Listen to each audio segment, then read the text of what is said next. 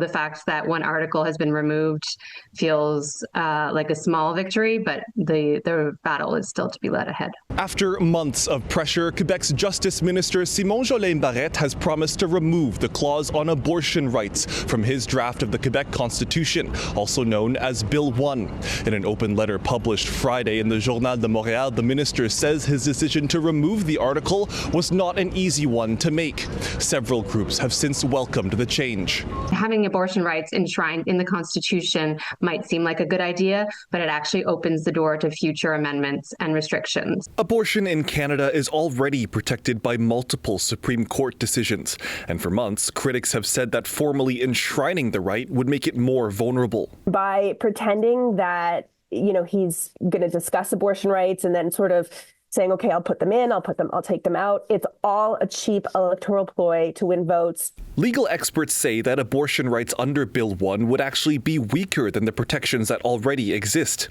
That's because the right could then be changed by a simple majority in the National Assembly. Putting it into law like this would weaken the right to abortion, because as we can see, this law is changeable. The Quebec Order of Nurses has also welcomed the move, but they say that removing the clause is only a first step and that real access to abortion must also include allowing more healthcare professionals to prescribe abortion medication, as well as extending coverage for people who don't have RAMQ.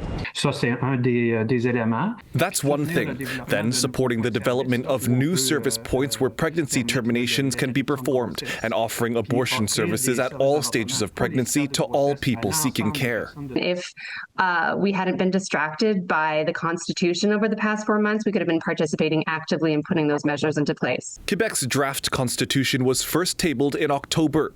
Lawmakers have called it the province's law of all laws. It's since raised red flags from hundreds of civil society groups. I also find it really disturbing that public funds can no longer be used by community groups to contest laws, which is exactly what saved us this time.